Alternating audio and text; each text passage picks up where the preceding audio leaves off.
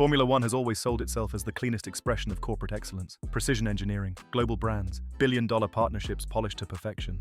But behind the glossy liveries and champagne podiums lies a far messier truth. For every iconic sponsor that helped define the sport's golden eras, there have been others who slipped through the cracks. Companies built on hype, political leverage, financial illusion, or outright fraud. Formula One's visibility makes it irresistible to ambitious brands, but that same spotlight turns toxic the moment something collapses. This is not just a story about bad logos on fast cars. It's a history of reputational disasters, sudden contract terminations, frozen bank accounts, courtroom battles, and teams left scrambling to survive when the money vanished overnight. Across decades, these controversial sponsors revealed a hard reality. In Formula One, money can open the door, but it doesn't guarantee legitimacy. Crypto dreams and modern fragility.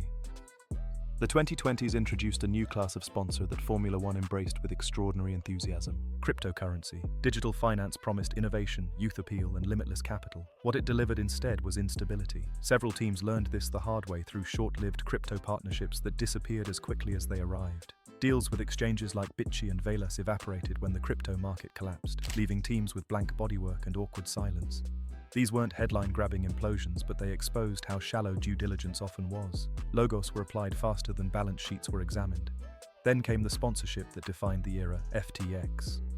When Mercedes announced its partnership with the crypto exchange, it appeared to be another triumph of modern finance meeting elite motorsport. Within a year, the illusion collapsed. FTX imploded in spectacular fashion, revealing billions in missing funds and systemic fraud tied to founder Sam Bankman-Fried.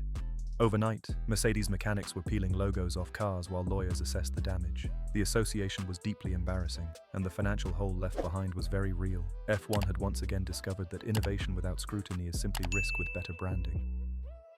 When politics overrides payment, not every controversial sponsor collapsed financially. Some were undone by geopolitics instead. Uralkali's partnership with Haas F1 team was stable, well-funded, and contractually sound until the world changed.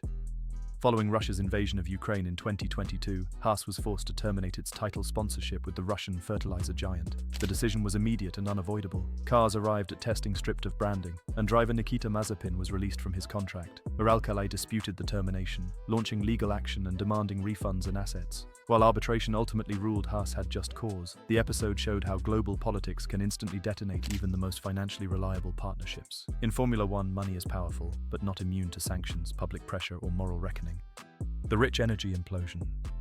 If modern scandals tend to unfold quietly through bankruptcy courts and press releases, one sponsor turned controversy into performance art. Rich Energy's arrival in Formula One with Haas in 2019 was met with immediate suspicion.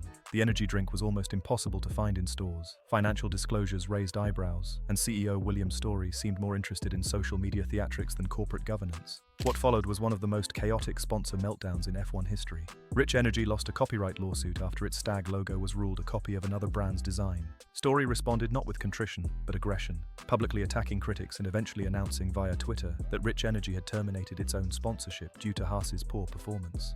The problem was that this announcement had no legal standing and contradicted ongoing contractual obligations. The partnership collapsed mid-season amid lawsuits, shareholder disputes, and public ridicule. Haas sued Rich Energy for breach of contract. The sponsor vanished. Formula One was left with one of its most surreal cautionary tales, a company that self-destructed in real time, on social media, in front of the world. The shadow deals of the 1990s. Long before crypto and social media, Formula One was already flirting with danger. The 1990s were particularly notorious for shadowy sponsorships tied to barely defined companies and mysterious financiers. Arrow's 1999 partnership with T- promised salvation for a struggling team. The sponsor was backed by Prince Malik Ado Ibrahim, but the promised funds never materialized. The company's structure was opaque, its commitments vague, and its disappearance swift. The deal simply collapsed, leaving Arrows deeper in crisis. 40's downfall in 1996 followed a similar pattern. The Italian team secured sponsorship from an Irish-registered company called Shannon, later alleged to be linked to financial misconduct. The money evaporated almost instantly. Without funding, 40 folded. These weren't scandals fueled by arrogance or ambition. They were symptoms of a sport desperate for cash and willing to accept it from almost anywhere. Moneytron and the illusion of genius. The most infamous sponsor of the late 1980s was Moneytron, the personal empire of Jean-Pierre Van Rossum. He claimed to possess a revolutionary stock market algorithm powered by a supercomputer. Investors believed him. Formula One welcomed him.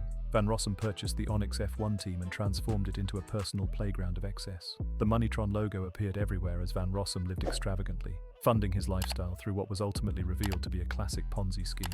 When the money dried up, the illusion collapsed. Van Rossum was later convicted of fraud and imprisoned.